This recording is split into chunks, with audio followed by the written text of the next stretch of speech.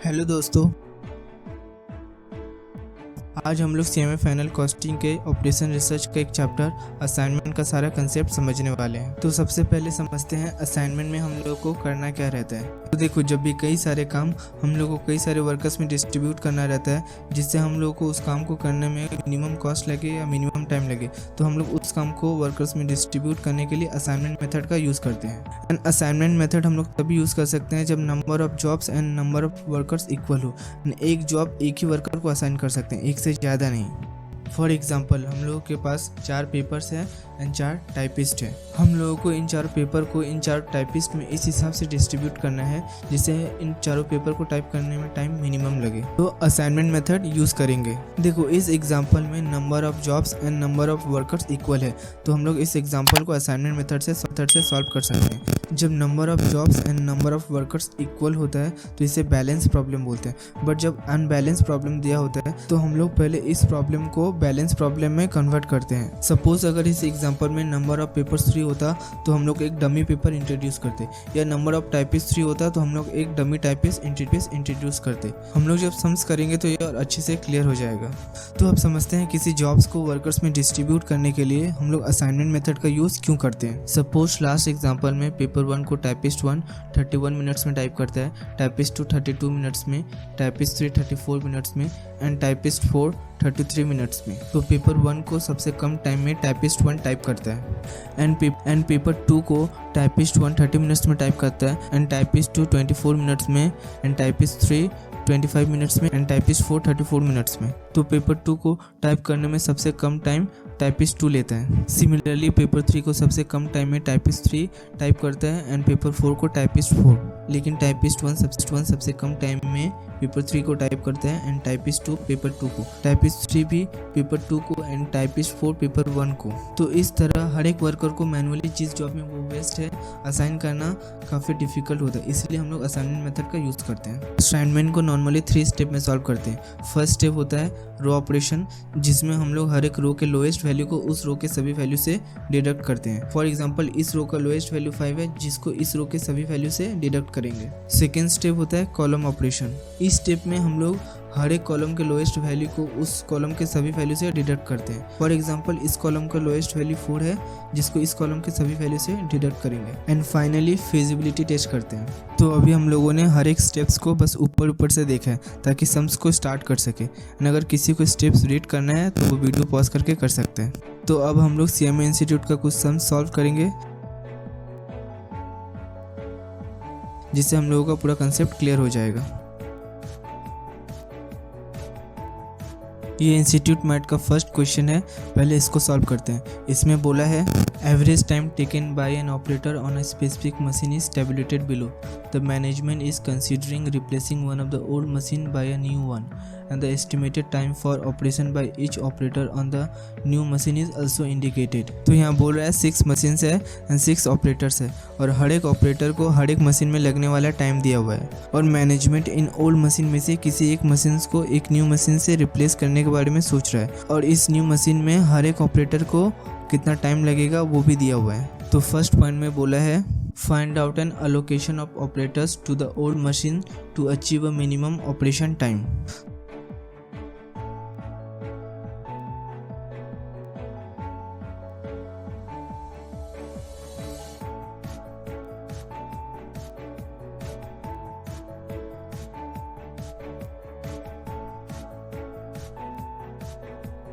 तो इस क्वेश्चन के फर्स्ट पार्ट में बोला है मशीन 1 में किसी काम को ऑपरेटर 1 को करने में 2 मिनट्स लगता है, ऑपरेटर 2 को 4 मिनट्स, ऑपरेटर 3 को 6 मिनट्स, ऑपरेटर 4 को 8 मिनट्स, ऑपरेटर 5 को 7 एंड ऑपरेटर 6 को 5। सिमिलरली मशीन 2 में ऑपरेटर 1 को 3, ऑपरेटर 2 को 4, ऑपरेटर 3 को 10, ऑपरेटर 4 को 7, ऑपरेटर 5 को 6 एंड ऑपरेटर 6 को 5 एंड सो ऑन। तो हम लोगों को इन ऑपरेटर को हर एक मशीन में इस हिसाब से अलॉट करना है ताकि ओवरऑल ऑपरेशन टाइम मिनिमम लगे। असाइनमेंट को सॉल्व करने का फर्स्ट स्टेप होता है रो ऑपरेशन।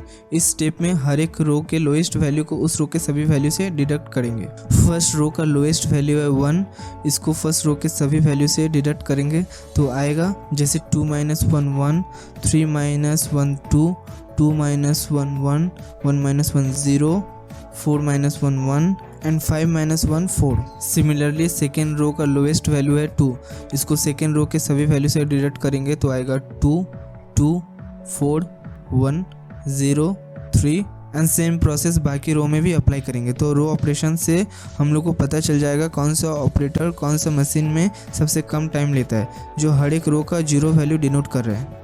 इसके बाद करते हैं कॉलम ऑपरेशन, जिससे हम लोग को पता चल जाएगा कौन से मशीन के लिए कौन सा ऑपरेटर बेस्ट है। तो इस स्टेप में हम लोग रो ऑपरेशन मैट्रिक्स में हर एक कॉलम के लोएस्ट वैल्यू को उस कॉलम के सभी वैल्यू से डिडक्ट करते हैं। जैसे फर्स्ट कॉलम का लोएस्ट वैल्यू है 1, इसको फर्स्ट कॉलम के बाकी सभी वैल्यू से डिडक्ट करेंगे तो आएगा 1 - 1 = 0, 2 - 1 = 1, 2 - 1 = 1, 5 - 1 = 4, 4 - 1 = 3, 4 - 1 = 3 एंड सेकेंड कॉलम का लोएस्ट वैल्यू है 0, तो 0 को इस कॉलम के बाकी सभी वैल्यू से डिडक्ट करने पे वैल्यू सेम ही रहेगा। थर्ड कॉलम का लोएस्ट वैल्यू है 1, इसको इस कॉलम के बाकी सभी वैल्यू से डिडक्ट करने पे आएगा 0 3 3 2 1 4। रेस्ट ऑफ द कॉलम में भी सेम प्रोसेस अप्लाई करेंगे एंड वैसे भी बाकी सारे कॉलम में 0 है तो वैल्यू सेम ही रहेगा। फाइनली करते हैं फिजिबिलिटी टेस्ट। इस स्टेप में हम लोग minimum number of lines draw करते हैं to cover maximum number of 0, जिसके लिए जिस रो या कॉलम में सबसे ज़्यादा 0 होता है वहाँ पहले लाइन ड्रॉ करेंगे। जैसे इस मैट्रिक्स के first row and fifth row में मैक्सिमम 0 है तो हम लोग इन दोनों रो में से कहीं भी पहले लाइन ड्रॉ कर सकते हैं। हम लोग पहले फर्स्ट रो में लाइन ड्रॉ कर रहे हैं एंड देन सेकेंड रो में। इसके बाद फिफ्थ कॉलम में मैक्सिमम 0 है तो अब यहाँ लाइन ड्रॉ करेंगे to cover zeros and at last fourth and six column में एक 0 है तो हम लोग इस 0 को कवर करने के लिए वर्टिकल या हॉरिजॉन्टल लाइन ड्रॉ कर सकते हैं। हम लोग वर्टिकल लाइन ड्रॉ कर रहे हैं एंड वन मोर थिंग, 0 को कवर करने के लिए हम लोग जो लाइन ड्रॉ करेंगे वो लाइन वर्टिकल या हॉरिजॉन्टल होना चाहिए, डायगोनल नहीं। तो minimum number of lines drawn 5 है एंड ऑर्डर ऑफ मैट्रिक्स 6 है। तो अब हम लोगों को मैट्रिक्स इंप्रूव करना पड़ेगा। मतलब अगर हम लोग इस मैट्रिक्स के थ्रू हर एक मशीन्स में ऑपरेटर अलॉट करेंगे तो 5 ऑपरेटर ये अलॉट होगा। ये 5 लाइन्स कितना अलॉटमेंट होगा ये रिप्रेजेंट करता है। तो इस स्टेप में हम लोग जो भी अनकवर वैल्यू है उसमें से लोवेस्ट वैल्यू को सभी वैल्यू से डिडक्ट करेंगे एंड जो कवर वैल्यू है वो अनचेंज रहेगा and at intersection point of lines इस लोएस्ट वैल्यू को ऐड करेंगे। जैसे इस मैट्रिक्स में ऑरेंज कलर से अनकवर वैल्यू को शो किया गया है एंड इस अनकवर वैल्यू में से जो लोएस्ट वैल्यू है उसे पर्पल कलर से शो किया गया है। अब इस 1 को सभी अनकवर वैल्यू से डिडक्ट करेंगे तो हम लोग फर्स्ट कॉलम से स्टार्ट करते हैं। तो फर्स्ट वैल्यू लाइन से कवर है इसलिए ये सेम रहेगा 0। देन सेकेंड वैल्यू अनकवर है तो ये डिडक्ट होगा 1 - 1 = 0। देन थर्ड वैल्यू भी 1 - 1 = 0 होगा। देन फोर्थ वैल्यू 4 - 1 = 3 होगा। देन फिफ्थ वैल्यू लाइन से कवर है तो ये अनचेंज रहेगा 3। Then six 3 - 1 = 2। Then column 2 and 3 में सेम प्रोसेस रिपीट होगा एंड कॉलम 4 5 एंड 6 लाइन से कवर है इसलिए इसका सारा वैल्यू सेम रहेगा, बट एट इंटरसेक्शन पॉइंट जो रेड कलर से शो किया गया है वहाँ पे 1 ऐड हो जाएगा। जैसे फोर्थ कॉलम के फर्स्ट वैल्यू में 0 + 1 = 1, second third and fourth same रहेगा 1 0 2 2। फिफ्थ इंटरसेक्शन पॉइंट है तो 1 ऐड हो जाएगा 2 + 1 = 3 एंड सिक्स वैल्यू सेम रहेगा 6। And then column 5th and 6 में सेम प्रोसेस रिपीट होगा। एट इंटरसेक्शन पॉइंट 1 ऐड करेंगे एंड कवर वैल्यू अनचेंज रहेगा। अब मैट्रिक्स इंप्रूव हो गया तो हम लोग फिर से minimum number of lines draw करेंगे to cover maximum zeros. Maximum 0 first column में है तो पहले उसको लाइन से कवर करेंगे। Then maximum zeros fifth column में है, अब इसको कवर करने के लिए लाइन ड्रॉ करेंगे एंड देन कॉलम 2 3 4 एंड 6 में एक 0 है तो हम लोग इसको कवर करने के लिए वर्टिकल या हॉरिजॉन्टल लाइन ड्रॉ कर सकते हैं। हम लोग वर्टिकल लाइन ड्रॉ कर रहे हैं। अब number of lines drawn and order of matrix equal है तो हम लोग मशीन में ऑपरेटर असाइन कर सकते हैं। क्योंकि नंबर ऑफ लाइन 6 है तो अब नंबर ऑफ असाइनमेंट भी 6 होगा। अगर हम लोगों ने ये सब ठीक से सॉल्व किया है तो हर एक मशीन में एक ऑपरेटर असाइन हो जाएगा एंड उसका ओवरऑल टाइम भी मिनिमम होगा।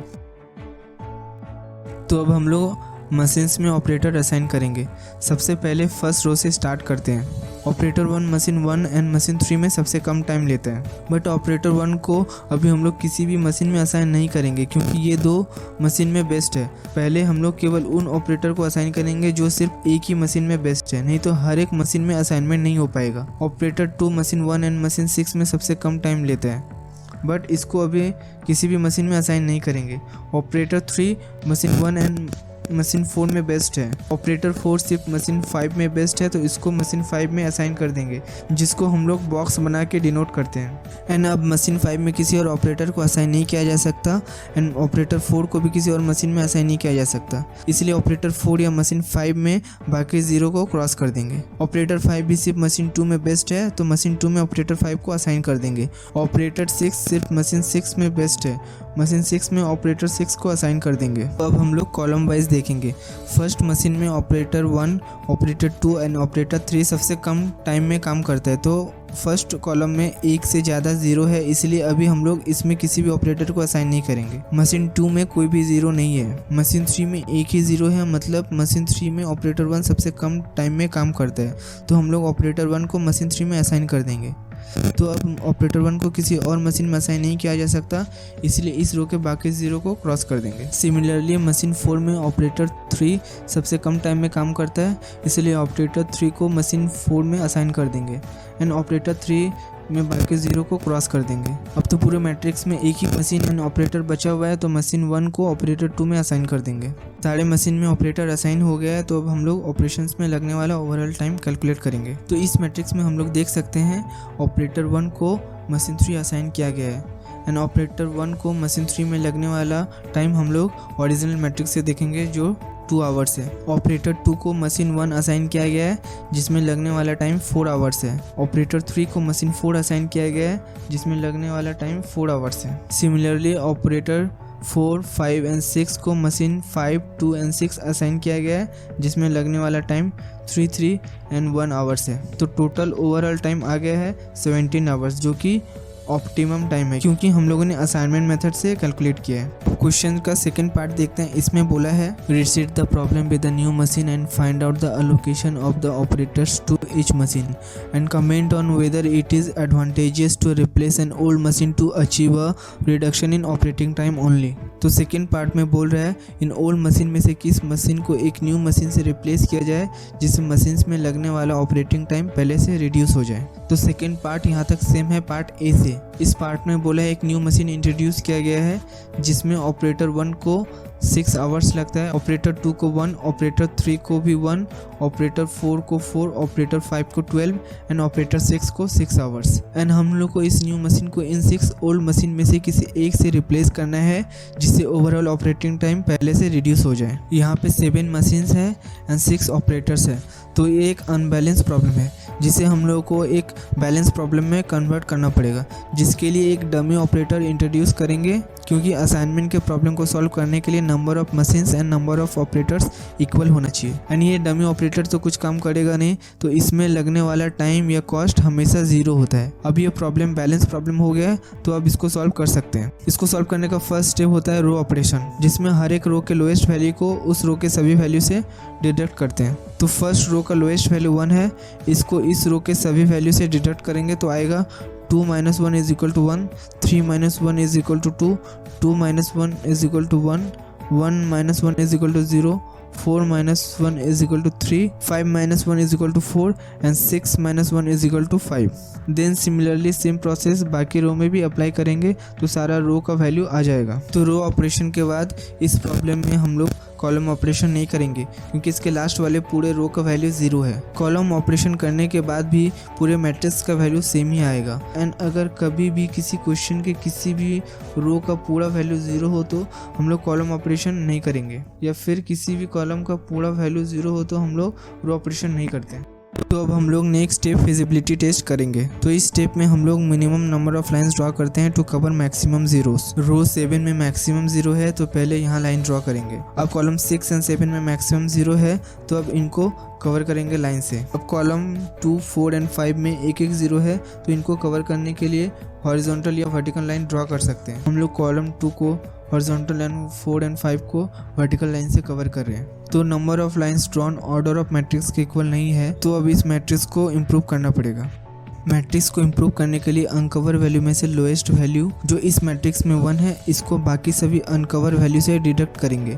एंड कवर वैल्यू सेम रहेगा एंड एट इंटरसेक्शन पॉइंट जिसको रेड कलर से शो किया गया है। इसके बाद ये सारा वैल्यू आ जाएगा और फिर से लाइन ड्रॉ करेंगे to cover maximum zeros. Row 1 and 7 में 3 जीरोस है जो मैक्सिमम है इस मैट्रिक्स के किसी रो या कॉलम में, तो पहले इसे लाइन से कवर करेंगे। अब कॉलम 7 में 2 जीरोस है जो मैक्सिमम है and at last column 2, 5 and 6 में एक जीरोस है जिसको कवर करने के लिए हॉरिजॉन्टल या वर्टिकल लाइन ड्रॉ कर सकते हैं। हम लोग वर्टिकल लाइन ड्रॉ करेंगे। अभी भी number of lines drawn order of matrix के इक्वल नहीं है, तो हम लोग फिर से मैट्रिक्स को इम्प्रूव करेंगे। देखो असाइनमेंट का सम्स का एक प्रॉब्लम है कि ये काफ़ी लेंदी होता है। इसमें फिजिबिलिटी टेस्ट में कई बार केवल एक बार में मैट्रिक्स इम्प्रूव करने से काम हो जाता है, तो कई बार काफ़ी बार मैट्रिक्स इम्प्रूव करना पड़ता है, जैसे इस सम्स में हम लोग को करना पड़ रहा है। ये डिपेंड करता है हम लोग कैसे लाइन ड्रॉ कर रहे हैं। जीरो को कवर करने के लिए जैसे इस सम्स में हम लोगों के पास कई ऑप्शन था कि हम लोग लाइन्स को हॉरिजॉन्टल या वर्टिकल ड्रॉ कर सकते थे, तो कई बार हम लोगों ने वर्टिकल लाइन ड्रॉ किया था। शायद अगर हॉरिजॉन्टल करते तो इतनी बार इम्प्रूव नहीं करना पड़ता। तो मैट्रिक्स को फिर से इम्प्रूव करने के लिए सेम प्रोसेस रिपीट करेंगे। अनकवर वैल्यू में से लोएस्ट वैल्यू को सभी अनकवर वैल्यू से डिडक्ट करेंगे एंड कवर वैल्यू सेम रहेगा एंड एट इंटरसेक्शन पॉइंट पे इस लोएस्ट वैल्यू को ऐड करेंगे, तो ये सारा वैल्यू आ जाएगा। और फिर लाइंस ड्रॉ करेंगे टू कवर मैक्सिमम जीरोस। तो मैक्सिमम जीरो फर्स्ट रो में है, तो पहले इनको कवर करने के लिए लाइन ड्रॉ करेंगे। देन मैक्सिमम जीरो 2 है कॉलम 7 रो 5 एंड 7 में। देन कॉलम 5 एंड 6 में एक जीरो है जिसको कवर करने के लिए हॉरिजॉन्टल या वर्टिकल लाइन ड्रॉ कर सकते हैं। हम लोग वर्टिकल लाइन ड्रॉ कर रहे हैं। अभी भी number of lines draw order of matrix के इक्वल नहीं है, तो फिर से मैट्रिक्स इंप्रूव करना पड़ेगा। तो अब अनकवर लोएस्ट वैल्यू 1 है जिसको सभी अनकवर वैल्यू से डिडक्ट करके एंड एट इंटरसेक्शन पॉइंट पे ऐड करके ये सारा वैल्यू आ जाएगा। अब रो 1, 2 एंड 4 में 3 जीरोस है जो इस मैट्रिक्स के सभी रो या कॉलम में मैक्सिमम है, तो पहले इसे कवर करेंगे। देन रो 5 एंड 7 में 2 जीरोस है जो मैक्सिमम है, तो अब इसे कवर करने के लिए लाइन ड्रॉ करेंगे and at last row 2 and 6 में एक जीरोस है जिसको कवर करने के लिए हम लोग हॉरिजॉन्टल या वर्टिकल लाइन ड्रॉ कर सकते हैं, बट हम लोग हॉरिजॉन्टल लाइन ड्रॉ करेंगे। अब number of lines draw equal to order of matrix है, तो हम लोग मशीन्स में ऑपरेटर असाइन कर सकते हैं। तो मशीन में ऑपरेटर असाइन करने के लिए हम लोग पहले रो से स्टार्ट करते हैं। जिस रो में केवल 1 जीरो होता है उस रो में हम लोग पहले ऑपरेटर असाइन करते हैं। तो फर्स्ट एंड सेकेंड रो में 3 जीरोस है, मतलब इन दोनों रो में ऑपरेटर असाइन नहीं कर सकते। बट रो 3 में सिर्फ 1 जीरो है, मतलब ऑपरेटर 3 सिर्फ न्यू मशीन में बेस्ट है, तो न्यू मशीन में ऑपरेटर 3 को असाइन कर देंगे। एंड न्यू मशीन पर और किसी ऑपरेटर को असाइन नहीं किया जा सकता, इसलिए इस कॉलम के बाकी जीरो को क्रॉस कर देंगे। देन रो 4 एंड 5 में एक से ज़्यादा जीरो है, तो इन रो में कोई भी असाइनमेंट नहीं होगा। एंड रो 6 में सिर्फ 1 जीरो है, तो मशीन 6 में ऑपरेटर 6 को असाइन कर देंगे। रो 7 में एक से ज़्यादा जीरो है, तो इसमें कोई असाइनमेंट नहीं होगा। अब कॉलम वाइज देखेंगे, जिस कॉलम में सिर्फ 1 जीरो होगा उसमें पहले असाइनमेंट करेंगे। कॉलम 2 में केवल 1 जीरो है, तो मशीन 2 में ऑपरेटर 5 को असाइन करेंगे। एंड ऑपरेटर 5 को और किसी मशीन में असाइन नहीं किया जा सकता, इसलिए इस रो में बाकी जीरो को क्रॉस कर देंगे। कॉलम 5 में केवल 1 जीरो है, तो मशीन 5 को ऑपरेटर 4 में असाइन कर देंगे एंड इस रो के बाकी जीरो को क्रॉस कर देंगे। मशीन 6 एंड 7 ऑलरेडी असाइन हो चुके हैं, तो अब हम लोग फिर से रो वाइज देखेंगे। अब हर एक रो में एक से ज़्यादा जीरो है, तो अब हम लोग इन रो में किसी भी एक जीरो वाले मशीन पर ऑपरेटर को असाइन कर सकते हैं। तो हम लोग पहले ऑपरेटर 1 को मशीन 1 में असाइन कर रहे हैं एंड अब ऑपरेटर 1 को किसी और मशीन में असाइन नहीं किया जा सकता, इसलिए इस रो के बाकी जीरो को क्रॉस कर देंगे। कॉलम 1 के बाकी सभी जीरो को क्रॉस कर देंगे। एंड अब रो 2 एंड 7 में एक जीरो है, तो ऑपरेटर 2 को मशीन 4 एंड डमी ऑपरेटर को मशीन 3 में असाइन कर देंगे। तो सारा मशीन में ऑपरेटर असाइन हो गया।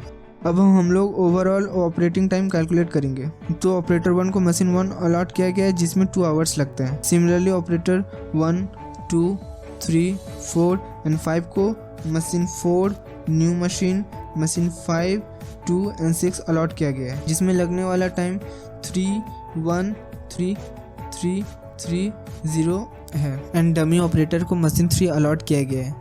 डमी ऑपरेटर रियल नहीं है, इसलिए इसमें लगने वाला टाइम 0 रहेगा। टोटल ऑपरेटिंग टाइम 13 आवर्स आ गया है, जो पार्ट ए में लगने वाले टाइम से कम है। हम लोगों से यही पूछा गया था कि किस ओल्ड मशीन को एक न्यू मशीन से रिप्लेस करना है जिससे overall operating time part A से रिड्यूस हो जाए। तो हम लोगों ने डमी ऑपरेटर को मशीन 3 में अलॉट किया है, मतलब न्यू मशीन को मशीन 3 से रिप्लेस किया गया है। पार्ट सी में भी हम लोगों से यही पूछा गया था।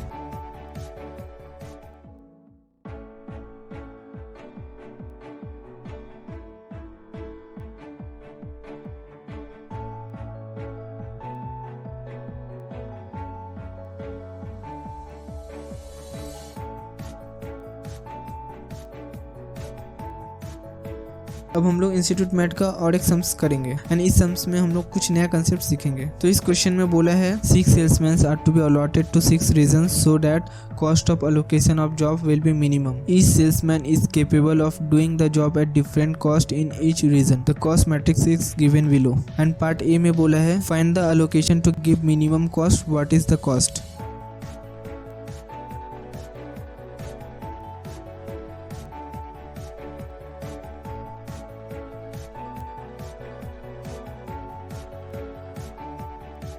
तो इस क्वेश्चन में 6 रीजन दिया हुआ है एंड 6 सेल्समैन दिया हुआ है। हर एक सेल्समैन को हर एक रीजन में असाइन करने का कॉस्ट दिया हुआ है एंड पार्ट ए में पूछा किस सेल्समैन को किस रीजन में असाइन करे जिससे टोटल असाइनमेंट कॉस्ट मिनिमम आए। तो इसको सॉल्व करने का फर्स्ट स्टेप होता है रो ऑपरेशन, जिसमें हम लोग हर एक रो के लोएस्ट वैल्यू को उस रो के सभी वैल्यू से डिडक्ट करते हैं, जिसके बाद ये सारा वैल्यू आएगा। इसके बाद कॉलम ऑपरेशन करेंगे। इस स्टेप में हर एक कॉलम के लोएस्ट वैल्यू को उस कॉलम के सभी वैल्यू से डिडक्ट करेंगे तो ये सारा वैल्यू आ जाएगा। अब फिजिबिलिटी टेस्ट करेंगे। इस स्टेप में मिनिमम लाइन ड्रॉ करते हैं to cover maximum zeros. Row 1, 2 and 3 में 2-2 जीरोस है जो मैक्सिमम है किसी भी रो या कॉलम में, तो पहले इनको कवर करेंगे लाइन से। देन कॉलम 4 में 2 जीरोस है, अब इनको कवर करेंगे लाइन से। देन कॉलम 1 वाले जीरो को। So number of lines drawn order of matrix के इक्वल नहीं है तो मैट्रिक्स को इम्प्रूव करना पड़ेगा। मैट्रिक्स को इम्प्रूव करने के लिए हम लोग लोएस्ट अनकवर वैल्यू को सभी अनकवर वैल्यू से डिडक्ट करते हैं and at intersection point add करते हैं एंड सारा कवर वैल्यू सेम रहते हैं, तो ये सारा वैल्यू आ जाएगा इम्प्रूव मैट्रिक्स का। Then maximum zero 5th column में है, पहले इसको लाइन से कवर करेंगे। Then maximum zero 3rd row and 6th row में है, अब इन जीरो को कवर करेंगे। इसके बाद 4th कॉलम में मैक्सिमम जीरो है तो अब इन जीरो को कवर करेंगे and at last row 1 and 2 में एक जीरो है, अब इनको कवर करेंगे। तो अब number of lines draw equal to order of matrix है, तो हम लोग हर एक रीजन में सेल्समैन असाइन कर सकते हैं। सेल्समैन को असाइन करना हम लोग रो से स्टार्ट करते हैं। तो जिस रो में केवल एक जीरो है पहले उस रो में असाइन करेंगे। 5th रो में सिर्फ एक जीरो है, मतलब सेल्समैन ई को रीजन 4 में बाकी रीजन के कंपैरिजन में कम कॉस्ट में असाइन कर सकते हैं, तो सेल्समैन ई को रीजन 4 में असाइन कर देंगे एंड इस रीजन में और किसी सेल्समैन को असाइन नहीं किया जा सकता, इसलिए रीजन 4 के कॉलम के बाकी जीरो को क्रॉस कर देंगे। देन बाकी रो में एक से ज्यादा जीरो है, इसलिए अब कॉलम वाइज देखेंगे। फर्स्ट कॉलम में एक जीरो है तो सेल्समैन एफ को रीजन 1 में असाइन कर देंगे एंड सेल्समैन एफ को और किसी रीजन में असाइन नहीं किया जा सकता, इसलिए इस रो के बाकी जीरो को क्रॉस कर देंगे। देन कॉलम 2 में एक जीरो है तो सेल्समैन बी को रीजन 2 में असाइन कर देंगे एंड सेल्समैन बी वाले बाकी जीरो को क्रॉस कर देंगे। कॉलम 3 में एक से ज्यादा जीरो है एंड कॉलम 4 में अब कोई जीरो बचा नहीं है। कॉलम 5 में भी एक से ज्यादा जीरो है। कॉलम 6 में एक जीरो है तो सेल्समैन सी को रीजन 6 में असाइन कर देंगे एंड इस सेल्समैन वाले बाकी जीरो को क्रॉस कर देंगे और फिर से रो वाइज देखेंगे एंड जिस रो में एक जीरो है वहाँ सेल्समैन असाइन कर देंगे। 4th रो में केवल एक जीरो है तो सेल्समैन डी को रीजन 5 में असाइन कर देंगे एंड रीजन 5 वाले कॉलम के बाकी जीरो को क्रॉस कर देंगे। अब पूरे मैट्रिक्स में एक ही जीरो बचा है तो सेल्समैन ए को रीजन 3 में असाइन कर देंगे। अब ओवरऑल असाइनमेंट कॉस्ट कैलकुलेट करेंगे। तो सेल्समैन ए को रीजन 3 में असाइन किया गया है जिसमें लगने वाला कॉस्ट 0 है and salesman B, C, D, E and F को रीजन 2, 6, 5, 4 एंड 1 में असाइन किया गया है जिसका कॉस्ट 5, 10, 25, 5 एंड 10 है। टोटल कॉस्ट 55 आएगा। क्वेश्चन के पार्ट बी में बोला है now suppose the above table gives earning of each salesman of each region, how can you find an allocation so that the earning will be maximum, determine the solution with optimum earning। तो इस question में बोला है ये जो cost matrix दिया हुआ था जो हर एक सेल्समैन का हर एक रीजन में असाइन करने का कॉस्ट शो कर रहा था, हम लोग इस कॉस्ट को इन सेल्समैन का इन रीजन में सेल्स मान लेंगे एंड हम लोग को इन सेल्समैन को इस हिसाब से असाइन करना है ताकि ओवरऑल सेल्स मैक्सिमम हो जाए। देखो असाइनमेंट मेथड में हम लोग सिर्फ मिनिमाइज कर सकते हैं, जैसे इस क्वेश्चन के पार्ट ए में हम लोगों ने सभी सेल्समैन को इन रीजन में असाइन करने के कॉस्ट को मिनिमाइज किया था, बट अब हम लोगों को कॉस्ट की जगह सेल्स दिया हुआ है जो मैक्सिमाइज करना है। तो सेल्स को मैक्सिमाइज करने के लिए हम लोग इस सेल्स मैट्रिक्स को लॉस मैट्रिक्स में कन्वर्ट करेंगे, फिर असाइनमेंट मेथड से इस लॉस को मिनिमाइज करेंगे जिससे हम लोगों का सेल्स ऑटोमेटिक मैक्सिमाइज हो जाएगा। लॉस मैट्रिक्स बनाने के लिए इस सेल्स मैट्रिक्स के हाईएस्ट वैल्यू को इस मैट्रिक्स के बाकी सभी वैल्यू से डिडक्ट करेंगे। जैसे इस मैट्रिक्स का हाईएस्ट वैल्यू 70 है, इसको फर्स्ट कॉलम के बाकी सभी वैल्यू से डिडक्ट करने से आएगा 17 - 50 = 55, 70 - 40 = 30, 70 - 25 = 45, again 70 minus 25 is equal to 45, 70 minus 30 is equal to 40 and 70 minus 10 is equal to 60. And then second column में 70 minus 35 is equal to 35, 70 minus 5 is equal to 65, 70 minus 60 is equal to 10, 70 minus 20 is equal to 50, 70 minus 70 is equal to 0 and 70 minus 25 is equal to 45. Similarly बाकी सारे column में ये सारा value आ जाएगा। इसके बाद यहाँ से सारा स्टेप सेम है नॉर्मल सम्स की तरह। तो पहले हम लोग रो ऑपरेशन करेंगे जिसमें हर एक रो के लोएस्ट वैल्यू को बाकी रो के सभी वैल्यू से डिडक्ट करेंगे, तो ये सारा वैल्यू आ जाएगा। देन कॉलम ऑपरेशन करेंगे। इस स्टेप में हम लोग हर एक कॉलम के लोएस्ट वैल्यू को उस कॉलम के सभी वैल्यू से डिडक्ट करेंगे, जिसके बाद ये सारा वैल्यू आ जाएगा। इसके बाद फिजिबिलिटी टेस्ट करते हैं। इस स्टेप में minimum number of lines draw करते हैं to cover maximum zeros. As number of lines drawn order of matrix के इक्वल नहीं है, तो हम लोग इस मैट्रिक्स को इम्प्रूव करेंगे। तो मैट्रिक्स को इम्प्रूव करने के लिए हम लोग लोएस्ट अनकवर वैल्यू को सभी अनकवर वैल्यू से डिडक्ट करेंगे and at intersection point of line इस लोएस्ट वैल्यू को ऐड करेंगे एंड सारा वैल्यू जो लाइन से कवर है सेम रहेगा, तो ये सारा वैल्यू आ जाएगा। देन फिर से लाइन ड्रॉ करेंगे to cover zeros. Again as minimum number of lines drawn order of matrix के इक्वल नहीं है, तो मैट्रिक्स को फिर से इम्प्रूव करेंगे। मैट्रिक्स को इम्प्रूव करने के लिए सेम स्टेप रिपीट करेंगे, तो ये सारा वैल्यू आ जाएगा। Then minimum number of lines draw करेंगे टू कवर मैक्सिमम जीरोस। देखो इस मैट्रिक्स के फर्स्ट रो में 3 जीरोस है, फिर भी हम लोगों ने इसे पहले लाइन से कवर नहीं किया है, क्योंकि ऐसा करने से जो minimum number of lines drawn 5 आया है वो 6 आता एंड हम लोग को मिनिमम नंबर ऑफ लाइन्स से सारा जीरोस कवर करना है। सेम स्टेप्स रिपीट करने के बाद ये सारा वैल्यू आ जाएगा। देन फर्स्ट रो में मैक्सिमम जीरोस है, पहले इन जीरो को लाइन से कवर करेंगे। Then second and fourth row में मैक्सिमम जीरोस है। Then second, fourth and fifth column में एक एक जीरो है जिसको हम लोग वर्टिकल लाइन से कवर करेंगे। So now number of lines drawn equal to order of matrix है, तो अब हम लोग सेल्समैन को रीजन्स में असाइन कर सकते हैं। असाइनमेंट हम लोग हमेशा की तरह रो से स्टार्ट करेंगे, तो जिस रो में सिर्फ एक जीरो है पहले उस रो में सेल्समैन असाइन करेंगे। थर्ड रो में सिर्फ एक जीरो है तो सेल्समैन सी को रीजन 4 में असाइन कर देंगे एंड रीजन 4 में और कोई सेल्समैन को असाइन नहीं किया जा सकता, तो इस कॉलम के बाकी जीरो को क्रॉस कर देंगे। देन फिफ्थ रो में केवल एक जीरो है तो सेल्समैन ई को रीजन 2 में असाइन कर देंगे एंड इस कॉलम के बाकी जीरो को क्रॉस कर देंगे। रो 6 में भी केवल एक जीरो है तो सेल्समैन एफ को रीजन 5 में असाइन कर देंगे। अब कॉलम वाइज देखेंगे तो हर एक कॉलम में एक से ज्यादा जीरो है, तो फर्स्ट कॉलम के फर्स्ट जीरो को सेल्समैन ए को असाइन कर देंगे एंड सेल्समैन ए को और किसी रीजन में असाइन नहीं किया जा सकता, इसलिए इस रो के बाकी जीरो को क्रॉस कर देंगे। एंड रीजन 1 में भी किसी और सेल्समैन को असाइन नहीं किया जा सकता, इसलिए इस कॉलम के बाकी जीरो को क्रॉस कर देंगे। देन कॉलम 6 में सिर्फ एक जीरो है तो सेल्समैन डी को रीजन 6 में असाइन कर देंगे एंड सेल्समैन डी वाले रो के बाकी जीरो को क्रॉस कर देंगे। अब एक ही जीरो बचा हुआ है तो सेल्समैन बी को रीजन 3 में असाइन कर देंगे।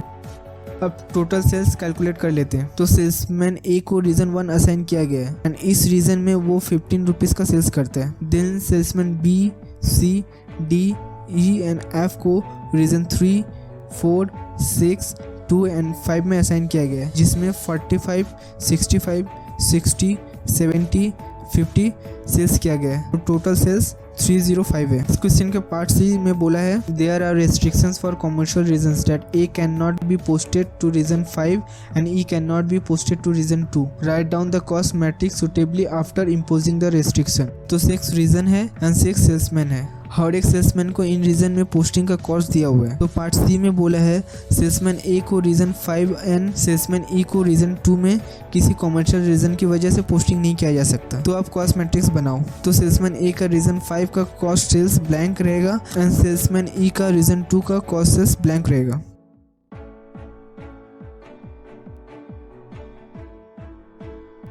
तो हम लोगों ने असाइनमेंट का सारा कंसेप्ट कर लिया है। आप लोगों को इन दोनों क्वेश्चंस का हैंड रिटन नोट्स इस वीडियो के डिस्क्रिप्शन में मिल जाएगा। अगर आप लोगों का कोई डाउट है तो please let me know in the comment section.